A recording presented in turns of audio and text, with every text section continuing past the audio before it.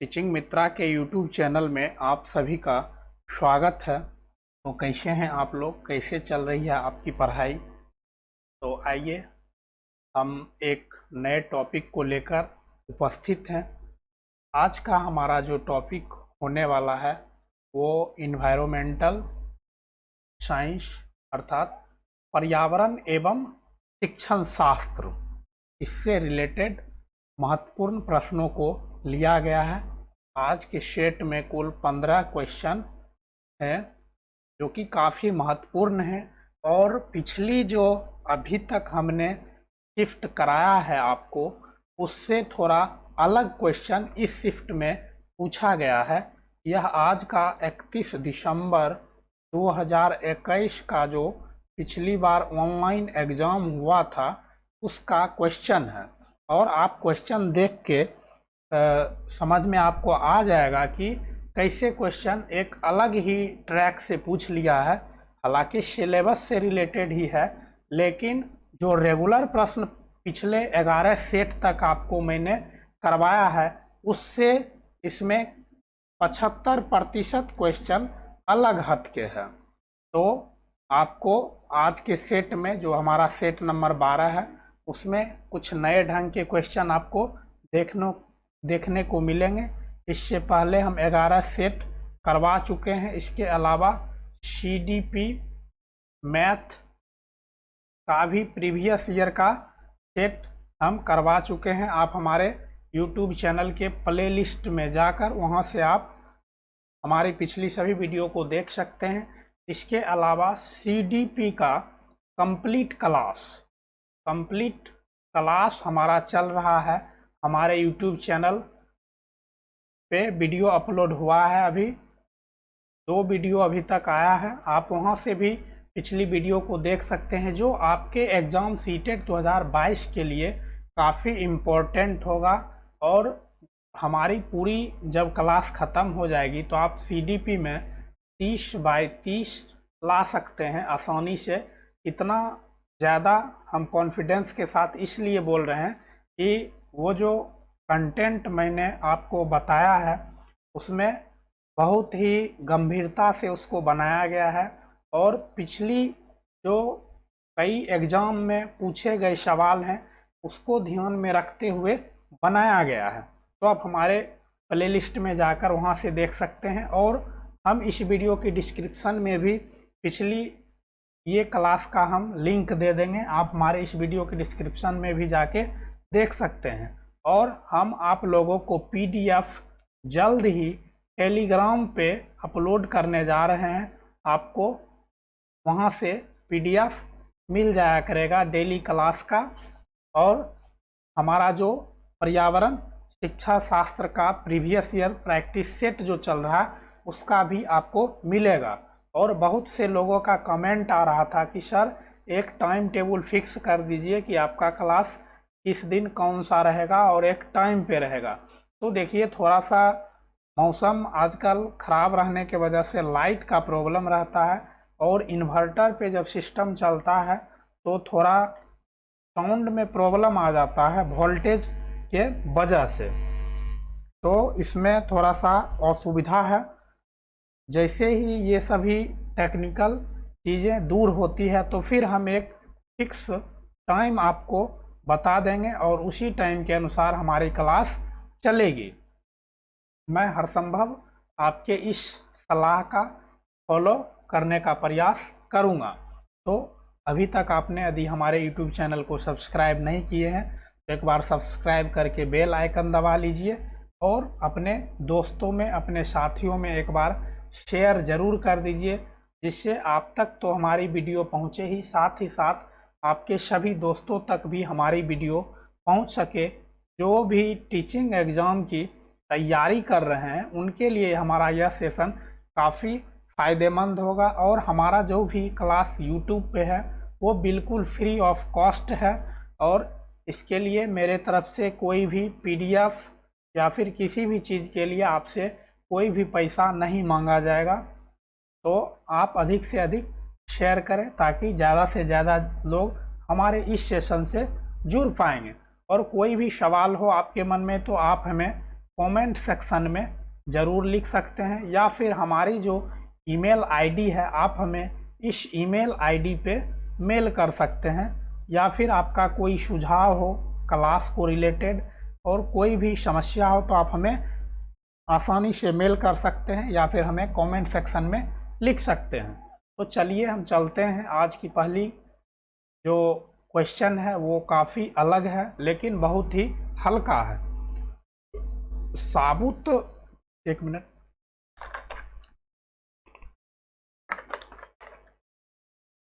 साबुत मूंग या चना को रात भर पानी में भिगोकर फिर 1 या 2 दिन छोड़ देते हैं। सबसे पहले जो भाग अंकुरित होता है वह है, तो आप देखे होंगे चना जो होता है इस टाइप से होता है। इसको पानी में भिगाकर फिर कपड़ों में या कुछ ऐसे छोड़ दिया जाता है, तो इससे एक पतली सी, बहुत पतली सी निकलती है जो कि अंकुरित भाग होता है। तो वो क्या होता है ये आपसे पूछा है, तो वो जड़ होता है। जड़ का निर्माण उसी से होता है। आप सेम का भी बीज देखे होंगे, इस तरह से सेम का बीज होता है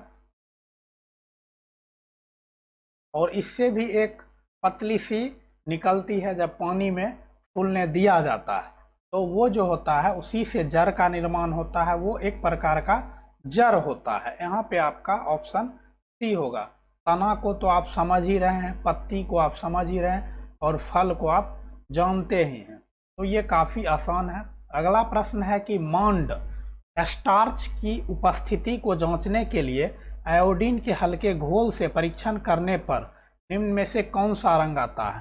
तो स्टार्च जो होता है, स्टार्च होता है ये कार्बोहाइड्रेट होता है, कार्बोहाइड्रेट होता है। यह पाया जाता है आलू में, चावल में, उसके बाद साबूदाना में, साबूदाना जो होता है गोल गोल उसमें पाया जाता है। तो इसका जो परीक्षण किया जाता है तो इसके लिए पहले स्टार्च को एक बीकर में दे करके और पानी दे करके मिलाया जाता है। पानी का घोल जो है सो डाल करके कुछ देर छोड़ दिया जाता है, मिलाया जाता है। फिर इसमें जो है इसमें आयोडीन डाला जाता है, इसमें जो है सो आयोडीन डाला जाता है। यहाँ से इसमें आयोडीन जब डाला जाता है तब इसका जो रंग होता है वो इसका रंग हो जाता है नीला और काला हो जाता है। तो यहाँ पे जो आपका ऑप्शन होगा वो ऑप्शन नंबर ए होगा, नीला और काला। ऐसा परीक्षण आप अपने घर में खुद से भी कर सकते हैं। आलू, चावल और साबूदाना में मिलता है। आप आलू को बीच से काट के उसको थकुच के और फिर उसको आप बीकर में डाल करके पानी में सॉल्वेंट बना के फिर उसमें जब आप आयोडीन डालेंगे तो उसका जो कलर होगा वो काला और नीला हो जाएगा, काला प्लस नीला हो जाता है। आपका ऑप्शन नंबर ए यहाँ पे आंसर होगा। अब है बेरी नामक रोग। बेरी नामक रोग जो है यह किस विटामिन की कमी से होता है? तो यहाँ पे विटामिन B12 है, इसका नाम होता है विटामिन B12 जो है यह, इसमें कोबाल्ट पाया जाता है, इसमें कोबाल्ट पाया जाता है तथा यह कैंसर के इलाज के लिए काफ़ी फायदेमंद होता है। यह क्वेश्चन भी काफ़ी बार पूछा गया है कि विटामिन B12 जो है इसका उपयोग किसके इलाज में किया जाता है? तो इसमें कोबाल्ट पाया जाता है और यह कैंसर के इलाज के लिए काफ़ी उपयोगी होता है। अब यहाँ पे बेरी बेरी नामक रोग है, तो बेरी बेरी नामक रोग यह विटामिन B1 से होता है। विटामिन B1 से बेरी बेरी रोग होता है। इसके अलावा विटामिन ए की कमी से रतौंधी होता है।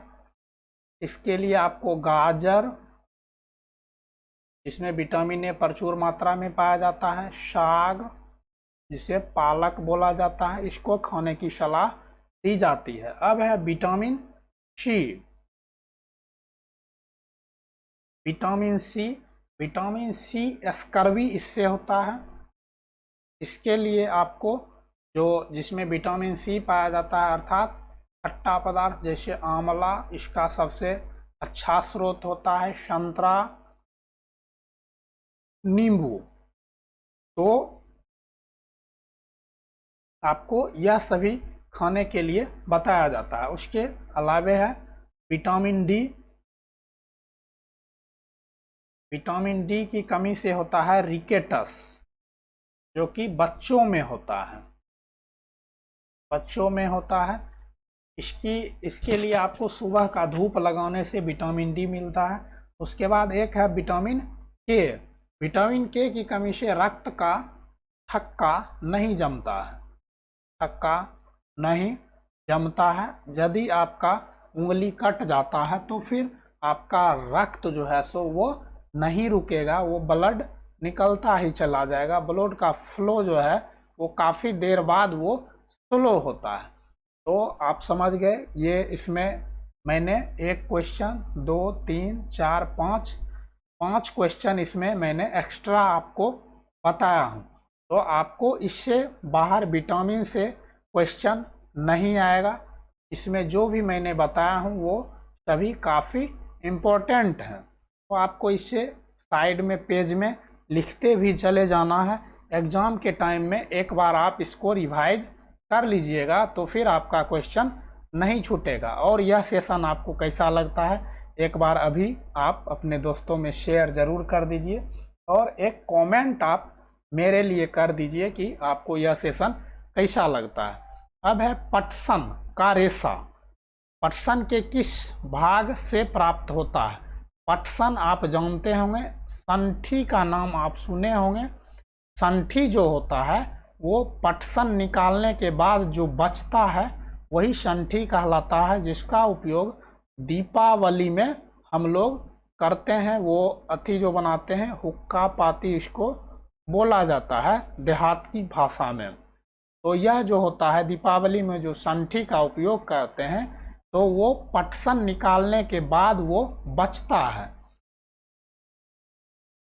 तो यहाँ आपको समझ में आ गया होगा कि संठी जो है वो तना होता है और उसी से इसको पटुआ बोला जाता है। पटसन को देहात में पटुआ बोला जाता है।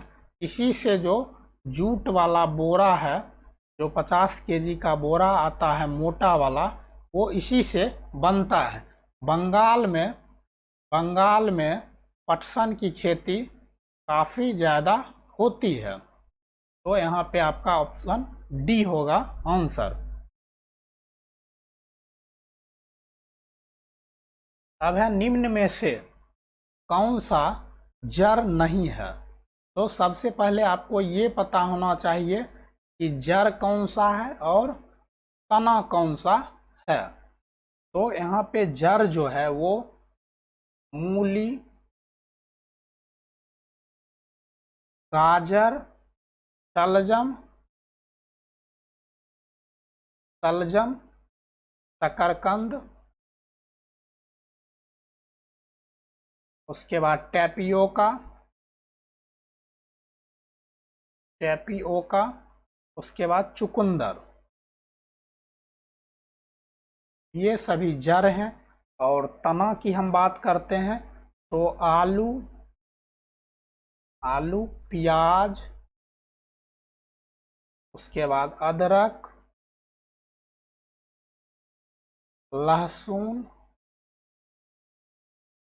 लहसुन के बाद हल्दी। तो ये सभी जड़ और तना है। और यह क्वेश्चन काफ़ी बार पूछा भी गया है कि निम्न में से कौन सा जड़ नहीं है या फिर निम्न में से कौन सा तना है। तो इस टाइप का क्वेश्चन पूछा जाता है। तो यहाँ मूली यह जड़ है, शकरकंद यह भी जड़ है, टेपियोका यह भी जड़ है। तो आलू जो है वो जड़ नहीं है, तना है। आपका ऑप्शन नंबर डी यहाँ पे आंसर होगा। अब अगला प्रश्न है कि निम्न में से कौन सा परजीवी है। तो परजीवी के बारे में हम आपको बता चुके हैं कि परजीवी जो होता है वह परजीवी जो होता है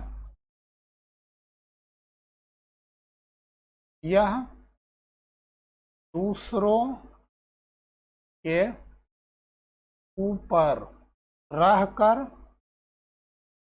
उसका नुकसान करते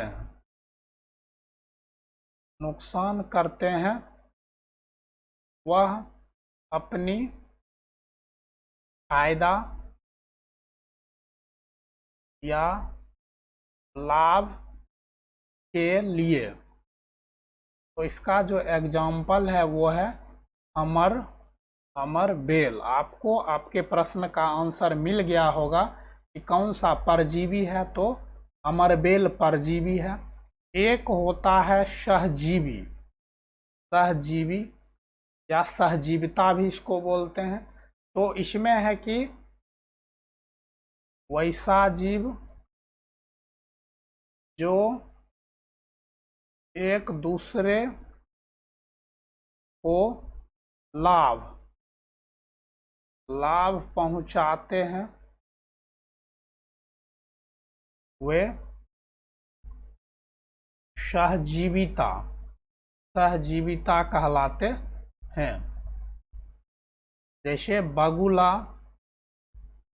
तथा भैंस, यह जो है सो इसका एग्जाम्पल है। और कई बार ये प्रश्न भी पूछा है कि बगुला भैंस की पीठ पे बैठा है और उसे लाभ पहुंचा रहा है, तो वो क्या कहलाएगा। तो वह सहजीविता कहलाता है। इसमें क्या होता है कि बगुला भैंस की पीठ पे बैठ के भैंस के शरीर में जो कीड़े होते हैं उसको खा जाते हैं, जिससे बगुला को खाना मिल जाता है और भैंस का कीड़ा साफ हो जाता है, जो उसे काटता है, उसे नुकसान पहुंचाता है। तो यहाँ पे सहजीविता कहलाता है। और एक परजीवी होता है जो कि दूसरे के ऊपर रहता है और उसको नुकसान पहुंचाता है, वह अपने फायदे के लिए। तो ये अमरबेल कहलाता है। तो यहाँ तक आपको क्लियर हो गया होगा। यह बहुत बार पूछा गया है और आगे भी पूछने का इसका संभावना है।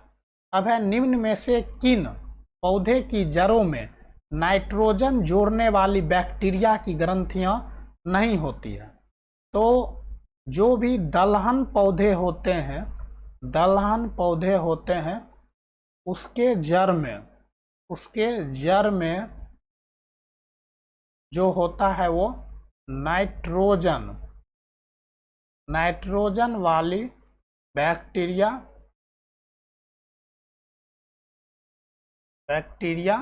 होते हैं।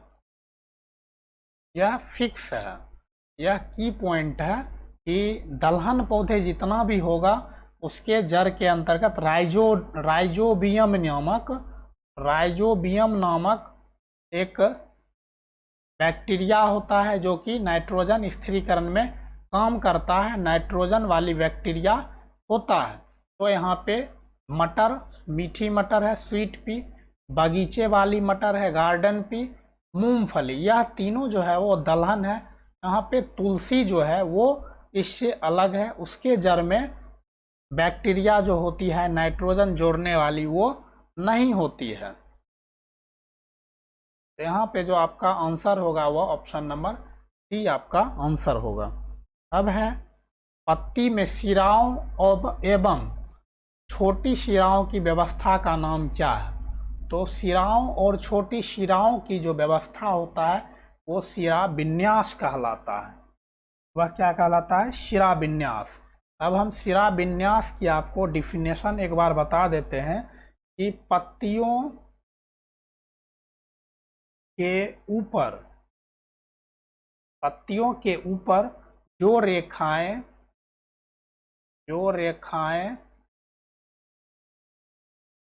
दिखाई देती है,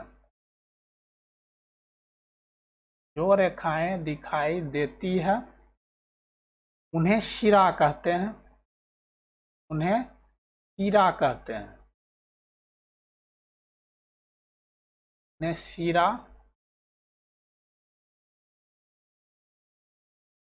शिरा कहते हैं तथा शिराओं की व्यवस्था या सजावट को शिरा विन्यास कहते हैं। शिरा विन्यास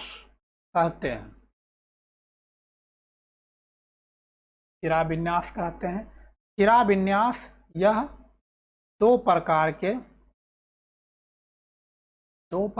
के होते हैं। पहला होता है जो शिरा विन्यास होता है, वो होता है जालिका शिरा विन्यास। जालिका शिरा विन्यास होता है। इसमें जो होता है शिरा, वह जाल के समान होता है। और दूसरा जो है ऑप्शन बी, वो समानांतर शिरा विन्यास कहलाता है। एक दूसरे के समानांतर इसमें शिरा जो होता है, शिरा वह एक दूसरे के समानांतर होता है। तो आप शिरा के बारे में पूरा समझ गए। मैंने आपको बताया कि पत्तियों के ऊपर जो रेखाएं दिखाई देती है उन्हें शिरा कहते हैं, तथा शिराओं की व्यवस्था या सजावट, शिराओं की छोटी शिराओं की व्यवस्था, ये शिरा विन्यास कहलाता है। शिरा विन्यास दो प्रकार के होता है। एक होता है जालिका शिरा विन्यास, इसमें शिरा जाल के समान होती है। एक होता है समानांतर शिरा विन्यास, इसमें शिरा एक दूसरे के समानांतर होती है। यह भी क्वेश्चन आया हुआ है 31 दिसंबर के शिफ्ट में। ऐसा नहीं है कि हम अपने मन से दिए हैं। तो इसके बारे में पूरी जानकारी जो थी वो मैंने बता दिया। अब अगला क्वेश्चन है, निम्न में से कौन सा जीवाश्म ईंधन नहीं है? तो जीवाश्म ईंधन होता है कई सौ वर्ष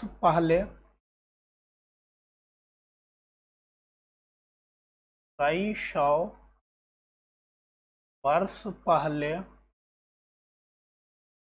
पेड़ पौधे तथा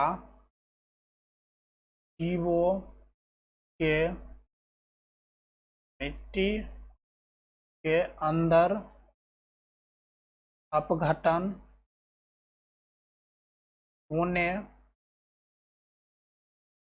के पश्चात जीवाश्म ईंधन का निर्माण होता है। जीवाश्म ईंधन जो होते हैं वह होते हैं पेट्रोलियम, कोयला, प्राकृतिक गैस,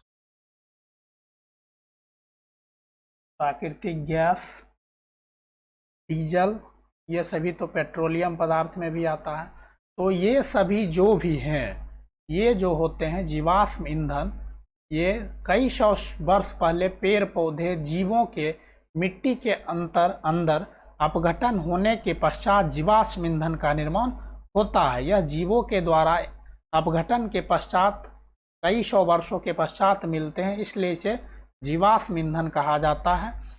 और इसका जो भंडार है वो धीरे धीरे समाप्त हो रहा है। इसलिए हम लोगों को इसका जो उपयोग करना चाहिए, कोयला, पेट्रोलियम, प्राकृतिक गैस का एक अच्छी तरह से करना चाहिए, इसका दुरुपयोग नहीं करना चाहिए। तो इसमें पेट्रोलियम हो गया, कोयला हो गया, प्राकृतिक गैस हो गया। तो यहाँ पे जो लकड़ी होगा यह जीवाश्म ईंधन नहीं है। आपका ऑप्शन बी आंसर होगा। अब है निम्न में से कौन सा परंपरागत ऊर्जा का स्रोत है। तो ऊर्जा का जो स्रोत होता है वो दो प्रकार के होते हैं। एक होता है परंपरागत ऊर्जा स्रोत, परंपरागत ऊर्जा स्रोत। परंपरागत ऊर्जा स्रोत होता है, इनका उपयोग काफी लंबे समय से हो रहा है, लंबे समय से हो रहा है। यह जीवाश्म ईंधन के रूप में है।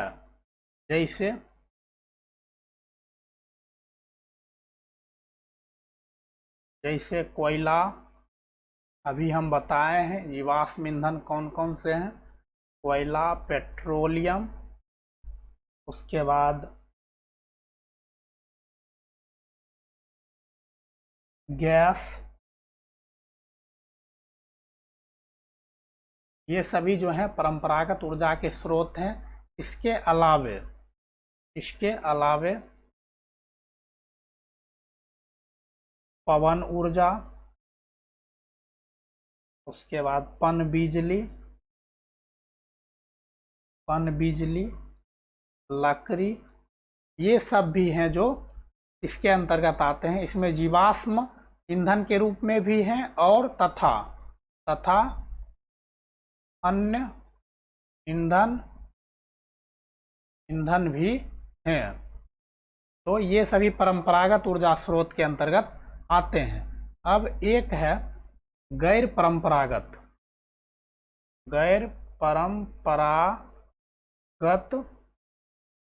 ऊर्जा स्रोत। तो यह जो होता है इसका उपयोग कुछ समय से ही हो रहा है, इसका उपयोग कुछ समय से ही हो रहा है। जैसे है सौर ऊर्जा, भूतापीय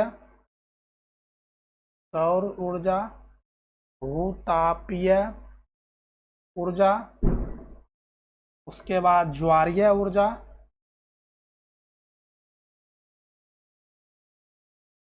परमाणु ऊर्जा। तो ये सभी जो आते हैं वो गैर परंपरागत ऊर्जा स्रोत के अंतर्गत आते हैं। तो यहाँ पे क्वेश्चन पूछा है निम्न में से कौन सा ऊर्जा परंपरागत स्रोत है। तो यहाँ पे जो आपका आंसर होगा वो परंपरागत स्रोत में मैंने बताया कि जीवाश्म ईंधन के रूप में भी है। तो यहाँ पे जो जीवाश्म ईंधन है तो ऑप्शन डी आपका आंसर होगा। अब है पौधे के ऊपरी भागों से वाष्प के रूप में जल की क्षति को क्या कहते हैं। तो पौधे के जो ऊपरी भागों से जो जल का क्षति होता है उसे वाष्पोत्सर्जन बोला जाता है। प्रकाश संश्लेषण आप जानते ही हैं कि पौधे सूर्य की उपस्थिति में जब अपना भोजन बनाती है क्लोरोफिल की सहायता से तो वह प्रकाश संश्लेषण कहलाता है, फोटोसिंथेसिस कहलाता है, जिसके द्वारा पौधे अपना भोजन बनाते हैं। अब है हमारे सौरमंडल में कौन सा ग्रह पृथ्वी से छोटा है। हमारे सौरमंडल में कौन सा ग्रह जो है सो पृथ्वी से छोटा है। तो ग्रहों का क्रम आपको पता होना चाहिए कि सूर्य से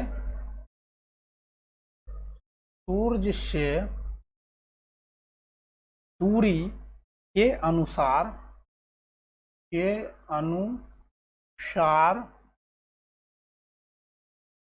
ग्रह का बढ़ते क्रम। तो यहाँ पे पहले है बुध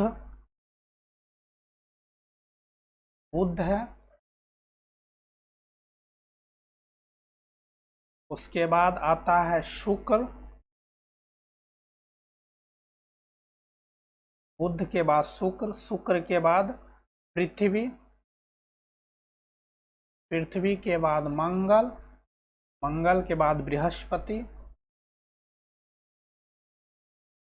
बृहस्पति के बाद आता है शनि के बाद आता है अरुण के बाद आता है वरुण। ये है सूर्य से दूरी के अनुसार। तो सूर्य से दूरी के अनुसार सबसे कम दूरी पे बुध है। अब है आकार के अनुसार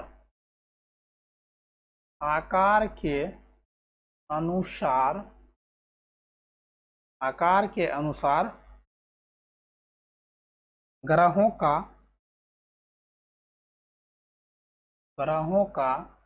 बढ़ते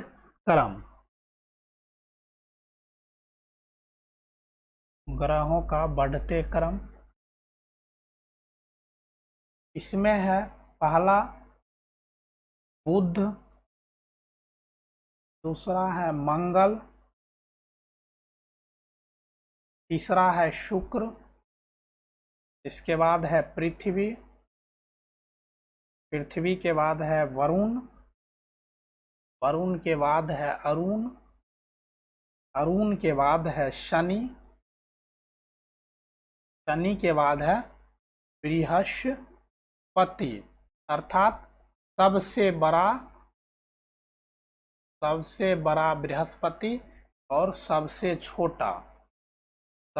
छोटा जो ग्रह है वो बुध है। तो यहाँ पे आपसे क्वेश्चन जो पूछा है कि हमारे सौरमंडल में कौन सा ग्रह पृथ्वी से छोटा है। तो पृथ्वी यहाँ है, पृथ्वी से छोटा बुध है, सबसे छोटा जो है सो पृथ्वी से, वो यहाँ पे बुध होगा आपका आंसर। ऑप्शन नंबर सी यहाँ पे आंसर आपका होगा।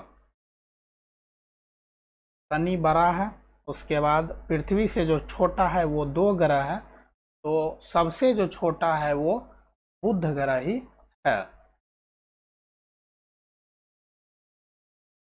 अब है प्राथमिक स्तर पर ईवीएस की एकीकृत प्रवृत्ति को निम्न में से कौन अनुमोदित करता है।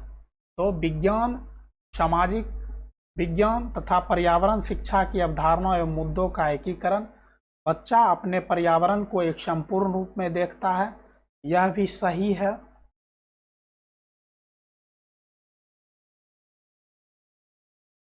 यह थीम पर आधारित है, यह भी सही है। इसमें विज्ञान एवं सामाजिक विज्ञान के विषय तथा उप विषय शामिल हैं, यह गलत है। तो यहाँ पे जो आपका आंसर है वो होगा बी और सी। आपका 2 ऑप्शन यहाँ पे सही कह रहा है, बी और सी जिसमें है वो आपका आंसर होगा। अब है निम्न में से ईवीएस के पाठ्यक्रम का थीम कौन सा है। तो हम आपको कई बार थीम की चर्चा कर चुके हैं कि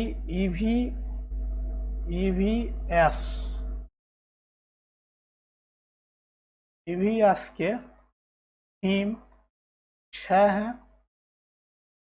हम थीम की चर्चा आपको कर देते हैं। थीम के अंतर्गत आता है भोजन, पहले आता है परिवार एवं मित्र, उसके बाद दूसरा आता है भोजन, तीसरा आता है पानी, चौथा आता है आवास, 5वां आता है यात्रा, और 6ठा आता है हम चीजें कैसे बनाते हैं। इसके अलावा EVS के 4 उप थीम हैं, 4 गो जो है वो उप थीम है। तो पहला जो उप थीम है वो है संबंध। दूसरा जो उप थीम है वो काम और खेल है, काम और खेल है। तीसरा जो उप थीम है वो जानवर है, और चौथा जो उप थीम है वो पौधा है। तो यहाँ पे आप थीम और उप थीम के बारे में समझ गए कि EVS के जो थीम है वो 6 हैं: परिवार और मित्र, भोजन, पानी, आवास, यात्रा, हम चीजें कैसे बनाते हैं। और उप थीम जो है वो 4 है। उप थीम 4 है: संबंध, काम और खेल, जानवर और पौधा। तो यहाँ पे पूछा है निम्न में से EVS के पाठ्यक्रम का थीम कौन सा है। तो इस 6 में से देखना है यहाँ पे कार्य एवं खेल कूद, ये काम और खेल ये उप थीम है। चीजें जो हम बनाते हैं, चीजें जो हम बनाते हैं, ऑप्शन नंबर बी आपका सही आंसर यहाँ पे मिल गया। आपको आगे देखने की आवश्यकता नहीं है, यहाँ से आपको आगे निकल जाना है। लेकिन हमने जो आपको ये 6 थीम और ये 4 उप थीम बताए हैं, इसको आप कहीं पे नोट कर लीजिएगा, और एग्जाम में इससे क्वेश्चन आपको 1 से 2 मार्क्स निश्चित ही आपको आएंगे। ये डिट्टो प्रश्न है और काफ़ी इम्पोर्टेंट है EVS की दृष्टिकोण से। तो आपको इसे याद रखना है। अब है NCERT की EVS पुस्तक का अंतरिक्ष में शून्यता आधारित है। पुस्तक का जो अंतरिक्ष में शून्यता जो कहानी है वो आधारित है रोजमर्रा की चुनौतियां, असल जीवन की घटनाएं, वास्तविक लोग तथा उनके अनुभव, और वास्तविक स्थान। देखिए यहाँ पे ऑप्शन जो है काफ़ी आपको डाइवर्ट करेगा सोचने पे, यदि आप इसके बारे में नहीं समझ पाएंगे। तो ये जो सुनीता विलियम है वो वास्तविक लोग हैं, जो कि अपने अनुभव को उन्होंने बताया जब उन्होंने अंतरिक्ष में गई थी।